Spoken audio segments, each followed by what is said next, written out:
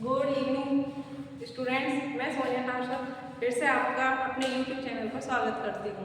तो पहली क्लास में हमने केवल इंट्रोडक्शन पढ़ा। आज हम पढ़ेंगे सेल या कोशिका के बारे में। सेल या कोशिका क्या होती है?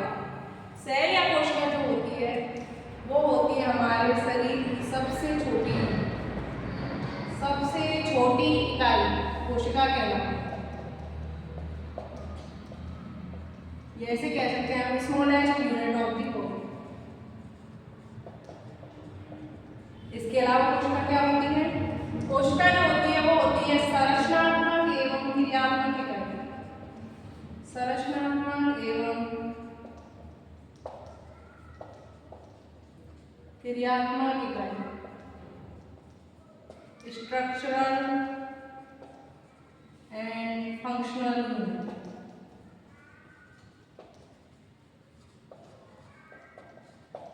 तो कोशिका सबसे छोटी इकाई होती है शरीर की, यही संरचनात्मक एवं क्रियात्मक इकाई होती है। अब कोशिका की खोज किसने की थी? कोशिका की खोज की थी रॉबर्ट हुक ने। किसने की थी? रॉबर्ट हुक ने।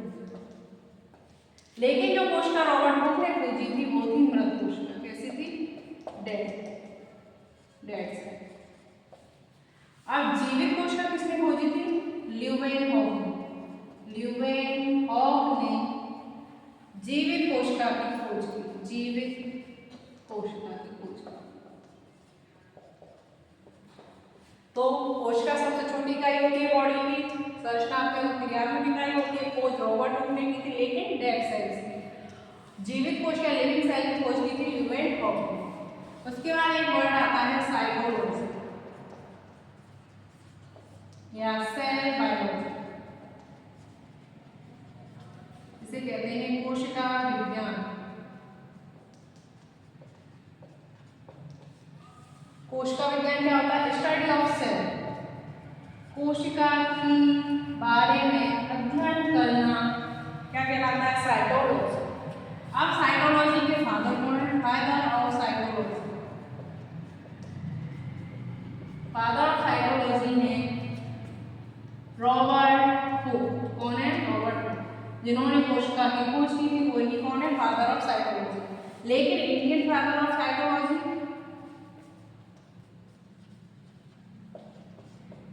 भारत में कोशिका विज्ञान के जनक कौन है? A.K. शर्मा। कौन है? A.K. शर्मा। ठीक है। तो सेल जो होती है सबसे छोटी यूनिट होती है, संरचनात्मक एवं क्रियात्मक इकाई होती है। खोज किसने की थी? रॉबर्ट हुक ने मृत कोशिका की, लेकिन जीवित कोशिका की खोज की थी ल्यूवेनहॉफ ने। उसके बाद एक वर्ड है साइटोलॉजी। साइटोलॉजी को क्या कहते हैं? Study of cell. पूछा भी आ सकता है आपसे, स्टडी ऑफ सेल क्या है? तो कोशिका का अध्ययन या स्टडी ऑफ सेल किसे कहते हैं? साइटोलॉजी को। तो father of cytology Robert Hooke, Indian father of cytology A.K. Sharma. ठीक है, इसे एक बार देख लीजिए।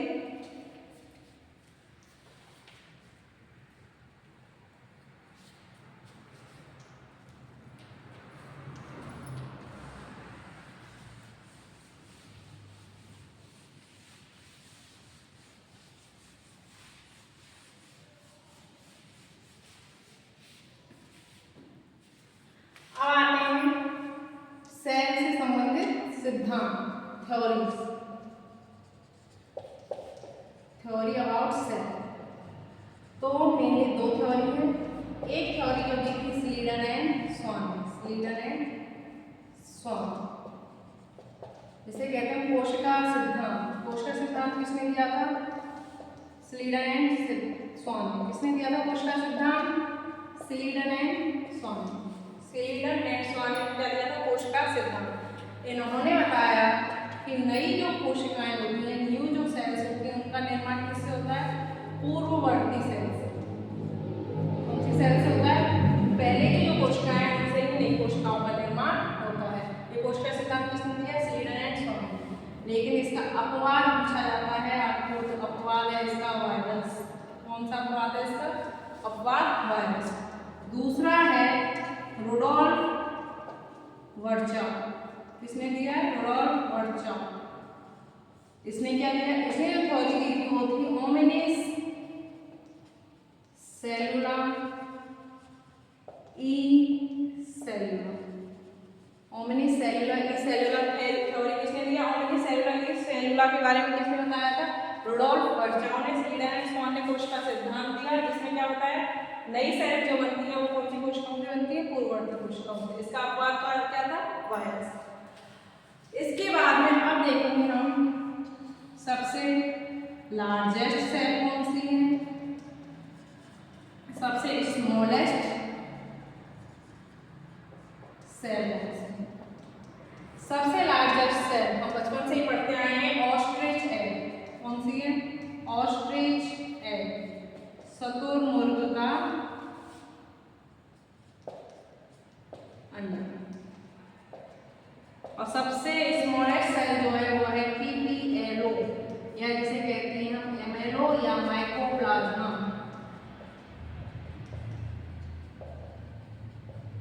क्या कहते हैं? सबसे स्मॉलेस्ट सेल इंपॉर्टेंट है पीपीएलओ। पीपीएलओ की फुल फॉर्म भी पूछ ली जाती है, तो फुल फॉर्म है pleuro pneumonia like organism. Pleuropneumonia like organism.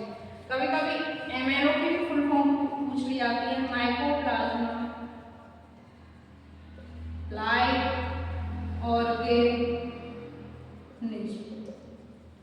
Mycoplasma को ही हम पादप जगत का जोकर भी कहते हैं।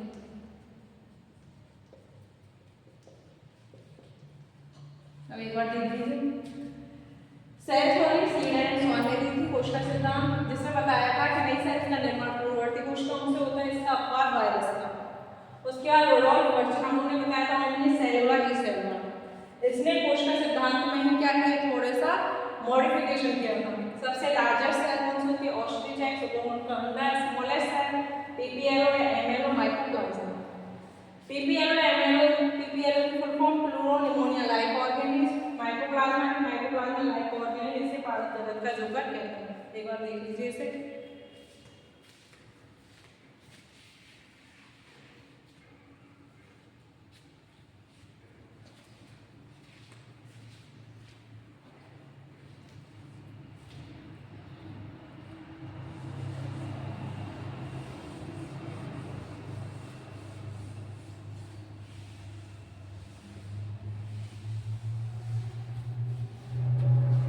नेक्स्ट पढ़ते हैं हम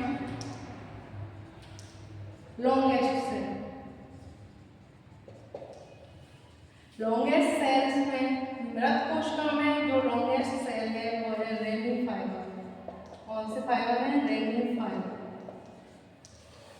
लेकिन इसमें अगर हम लॉन्गेस्ट में ही जीवित की बात करते हैं तो जीवित है हमारी नर्व सेल। कौन सी सेल है? नर्व सेल, जैसे कहते हैं हम तंत्रिका कोशिका।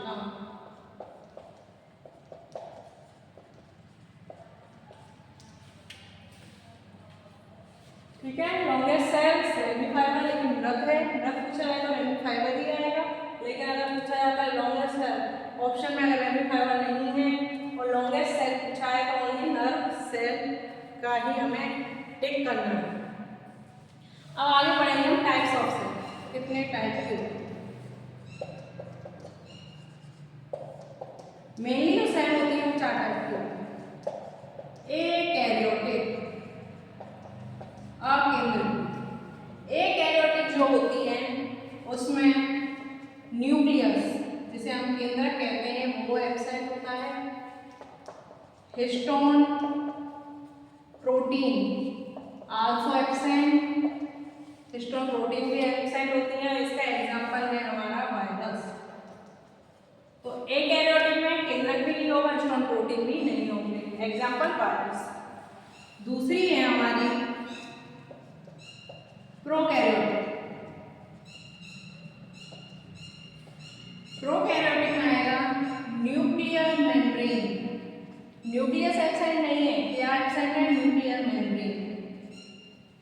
Nuclear membrane absent, histone protein absent. Nuclear membrane absent, histone protein, लेकिन न्यूक्लियस प्रेजेंट है। न्यूक्लियस पूरी तरह से नहीं होता है क्योंकि न्यूक्लियर मेम्ब्रेन नहीं है, लेकिन इसमें न्यूक्लियस बिल्कुल भी नहीं होता, इसमें न्यूक्लियस होता है लेकिन न्यूक्लियर मेम्ब्रेन नहीं होती है। एग्जाम्पल आ जाएगा इसमें बैक्टीरिया। थर्ड पे पढ़ेंगे हम मीजोकैरियोटिक। मीजोकैरियोटिक सेल में न्यूक्लियर मेम्ब्रेन प्रेजेंट होती है लेकिन हिस्टोन प्रोटीन एब्सेंट। इसमें एग्जांपल आ जाएगा हमारा डायनोफ्लेजिलेट। कौन आएगा? डायनोफ्लेजिलेट। And last eukaryotic.